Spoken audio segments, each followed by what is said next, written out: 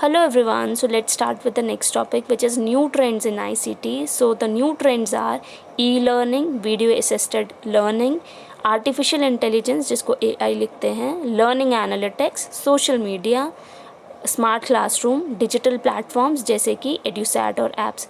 Let's start with the smart classroom. क्या होता है वो? तो smart is expanded as social, modern, accessible, real time training. Smart classroom एक कॉम्प्रीहेंसिव स्ट्रैटेजी है डिजिटल एजुकेशन के लिए स्कूल्स में. स्मार्ट क्लासरूम करता क्या है? ये अडॉप्ट करता है एडवांस्ड कंप्यूटर्स को और ICT टेक्नोलॉजीज़ को. क्यों?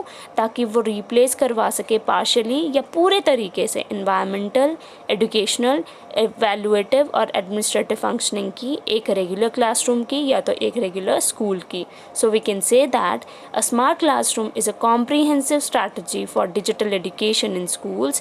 Smart classrooms are the classrooms which are capable of replacing partially or totally the environmental, educational, evaluative and administrative functioning of a regular school or classroom by adopting the advanced computers and ICT technologies. So the common elements of smart classroom are जैसे कि e books हो गई, Kindle हो गया, open source software हो गया, iPads हो गए, डिजिटल कैमराज, प्रोजेक्टर्स और headphones. So what are the characteristics now? तो characteristics of smart classroom are जैसे ये एडेप्टिव लर्निंग को प्रमोट करता है, कोलैबोरेटिव लर्निंग को प्रमोट करता है, कनेक्टिविटी को एनहांस करता है, सस्टेनेबिलिटी को एनहांस करता है, स्टूडेंट सेंट्रिक होता है and it is comfortable too. So we can say that it promotes adaptive learning, it promotes collaborative learning, it enhances connectivity, it enhances sustainability, it is student centric and it is comfortable too. So the next are its advantages. तो ये time saving होता है, information को store करता है, complex subjects को आसान बनाता है और हेल्प करता है उनमें, एनहांस करता है लर्निंग को, स्पेशल चिल्ड्रन को हेल्प करता है, लाइब्रेरी इनबिल्ट करता है, स्टूडेंट इंगेजमेंट को इंक्रीज़ करता है, फ्लेक्सिबिलिटी प्रोवाइड करता है. जैसे कि हर एक लर्नर का एक डिफरेंट पेस होता है लर्न करने का, तो ये फ्लेक्सिबिलिटी प्रोवाइड करता है. वैसे ये वेरिएड इंटरेस्ट और रिक्वायरमेंट्स भी देखता है लर्नर्स की, फिर उन्हें वैसे ही बेनिफिट करता है. ये लर्नर्स को अलाउ करता है ताकि वो अपने लेजर आवर्स को यूटिलाइज़ कर पाएँ अच्छे तरीके से. ये फैकल्टी को, एडमिनिस्ट्रेटिव अथॉरिटीज़ को भी हेल्प करता है ताकि वो मेंटेन कर पाएँ स्कूल डिसिप्लिन को. So we can say that it is time saving, it stores the information, it helps in complex subjects, it enhances learning, it helps special children. Inbuilt library is also there, it increases student engagement, it provides flexibility to the learners, it benefits the learners of varied interests and requirements, it allows learners to better utilize their leisure hours, it helps the faculty and administrative authorities for maintenance of school discipline. So now let's talk about its limitations. तो ये advanced facilities require करता है, ये power supply के ऊपर ही run करता है, ये शॉर्ट लिव टेक्नोलॉजी के ऊपर बेस्ड है, ये लर्नर के अटेंशन को डाइवर्ट करवाता है, ये एक्सपेंसिव है और यहाँ पे टेक्निकल नॉलेज की भी ज़रूरत पड़ती है और ये मेंटेनेंस भी डिमांड करता है. So we can say that advance facilities are needed, it runs on power supply, it is short lived technology, it diverts learners attention, it is expensive, it needs technical knowledge and it demands maintenance. So the next is EduSat. तो EduSat होता है education satellite. तो this satellite was launched on 20th September 2004. ये पहली Indian satellite है जो कि exclusively education sector के लिए थी और ये ऑफ़र करती थी इंटरैक्टिव सैटेलाइट को जो कि डिस्टेंट एजुकेशन के ऊपर बेस्ड थी. ठीक है, ये प्राइमरीली इसका क्या मतलब था इस एजुकेशनल सैटेलाइट का, ताकि ये प्रोवाइड करवा सके कनेक्टिविटी किसको, स्कूल्स को, कॉलेजेस को और हायर लेवल एजुकेशनल इंस्टीट्यूट्स को, और ये सपोर्ट कर पाए किसे, नॉन फॉर्मल एजुकेशन को जो कि इंक्लूड करती है डेवलपमेंट कम्युनिकेशन को.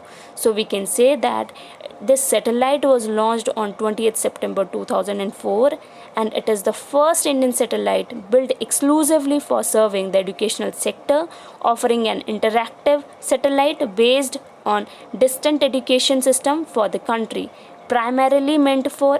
It was primarily meant for providing connectivity to school, college and higher level of education, and also to support non-formal education including development communication. फिर एड्यूसैट जो है इसको यूज़ करा जाता है जैसे एक्सचेंज ऑफ डेटा के लिए, वेब बेस्ड एजुकेशन के लिए, वीडियो कॉन्फ्रेंसिंग के लिए, audio conferencing and computer conferencing. EDUSAT can be used for exchange of data, web based education, video conferencing, audio conferencing and computer conferencing. Its features are, ये fully fledged एक educational satellite है. ये first satellite थी education sector को serve करने वाली, और ये कवर करती है पूरे जोग्राफिकल एरिया को जो कि इंडिया का है. ये कनेक्टिविटी को इन्हांस करती है जो कि स्कूल में, कॉलेजेस में और higher level of educational institutes में. So we can say that it is fully fledged educational satellite. It is the first satellite to serve education sector. It covers whole geographical area of India, and connectivity is provided to schools, colleges and higher level of educational institutes. अब इसके objectives क्या हैं? ये quality content provide करवाती है, enrich करती है ये करिकुलम को, वर्चुअल क्लासरूम्स भी देती है, फैसिलिटेट करती है डिसेबल्ड चिल्ड्रन को, और ये प्रोवाइड करवाती है कनेक्टिविटी को रूरल एरिया में भी और अर्बन एरिया में भी. और इसकी कनेक्टिविटी जो है वो 2 काइंड्स की है, जैसे कि एक SIT है जो कि सैटेलाइट इंटरैक्टिव टर्मिनल्स बोला गया है इसे, और ROT is receive only terminals. So the objectives are, it provides quality content, enriches curriculum, virtual classes are facilitated, facilitates disabled children, provides connectivity to rural and urban educational institutes. Connectivity के ऊपर बात करें तो it is 2 kinds of connectivity have been proposed. The first one is SIT, that is satellite interactive terminals, and the second one is ROT, that is receive only terminals.